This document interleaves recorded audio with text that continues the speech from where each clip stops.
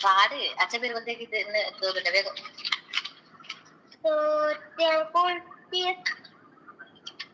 വായില് മിക്സർ ഇട്ടിട്ട് പാടല്ല നീ.